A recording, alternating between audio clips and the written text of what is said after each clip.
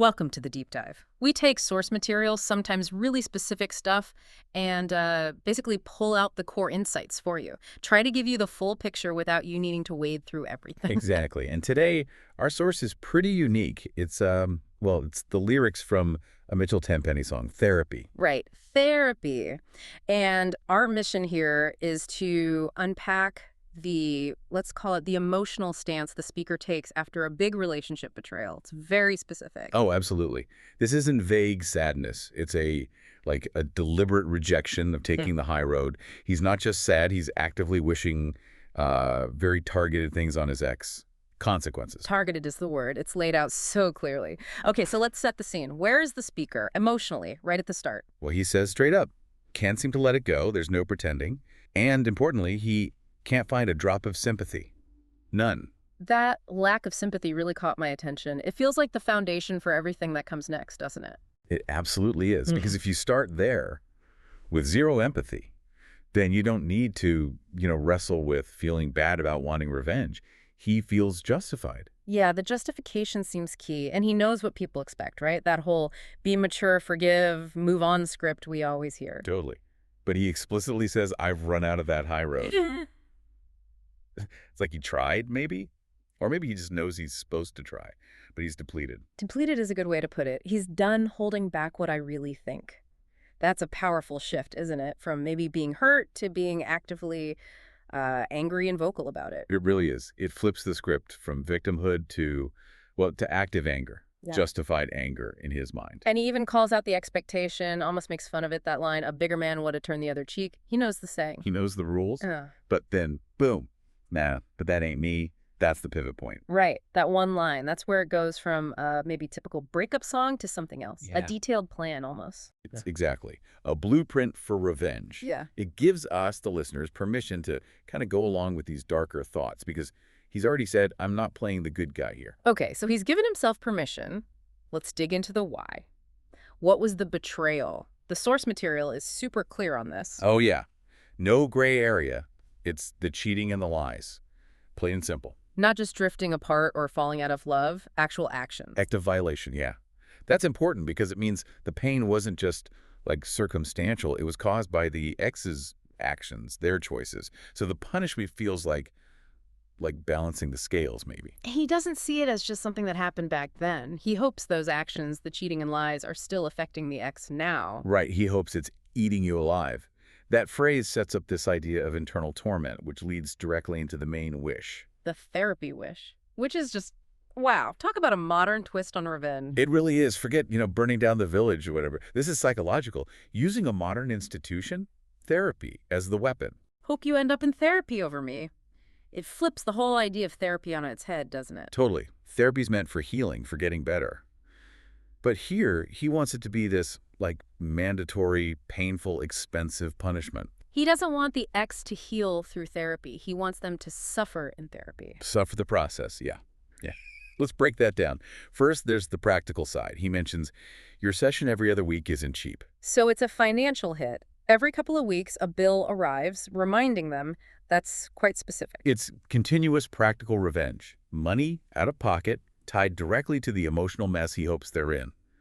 But it's not just the cost. No, he goes further. Physical symptoms, too. Yeah, hoping they never sleep, barely eat. That's classic guilt-ridden suffering, right? Body breaking down because the mind is in turmoil. He wants them physically messed up by it all. Messed you up so bad is the line, I think. It's about the sheer impact. Exactly. And the mental picture he paints. That's the climax of this particular wish. Laying on the couch with a shrink while you're crying, just picturing that moment of absolute breakdown. Total emotional vulnerability, but forced. Confessing how ruined they are, even if it's just to the therapist.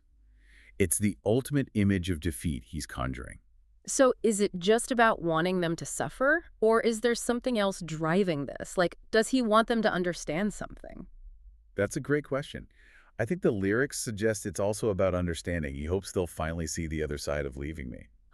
So it's about recognition, validating his pain. He wants the ex to grasp the damage they caused. Precisely. Because it sounds like the ex downplayed everything. Remember the line, so go on, act like we were nothing. Right, like the relationship didn't matter. So this intense wish for therapy, for breakdown, it feels proportional in his mind to that dismissal. If you treated us as nothing, then I hope your current life becomes, well, nothing but misery. And the misery isn't just internal. He takes it public, or at least into their social circle. Yeah, the consequences spread outwards. He targets the support system. That's pretty brutal. The line about hoping your mama takes my side. Oof, that's deep. It really is. Targeting the mom. That implies the betrayal was so bad, so undeniable, that even unconditional love might falter. That shakes your whole sense of self, doesn't it? Totally. If your own mother thinks you were that wrong, and then the friends too? Hoping your friends don't recognize you anymore, that suggests a complete change. Either they look physically terrible from the stress, or their whole personality has collapsed under the guilt. They're not the same person. It's about isolation, fundamentally. Losing yourself, losing your connections, all summarized when he hopes it's killing you inside. It's comprehensive. Financial pain, physical suffering, psychological torment, losing family support, losing friends, losing yourself. It covers all the bases. So if we track that arc, there's the betrayal, cheating, and lies. Then the explicit rejection of being the bigger man. Yeah, that ain't me. And then this incredibly detailed, very modern wish list for total devastation centered around therapy. It's not just raw anger. It's channeled. It's methodical almost. Culminating in that line, repeated, "I keep hoping you end up in therapy over me." It really captures that raw, honest moment, doesn't it? Where you just don't have the energy or the desire to be gracious. That lack of sympathy feels permission-giving. Yeah, permission to be vengeful. And the way he's vengeful is so clever. Taking therapy, this tool of wellness, and twisting it. Weaponizing self-care, basically. Exactly. Yeah. Using the cost, the time, the, potential humiliation of breaking down in front of a shrink. Yeah. Using all that as the punishment. That inversion seems like the real key here. It's not random bad luck he's wishing on them. It's this very specific ongoing consequence that forces them to confront what they did, week after week, dollar after dollar. Which brings us to a final thought, something for you, the listener, to maybe chew on. Go on.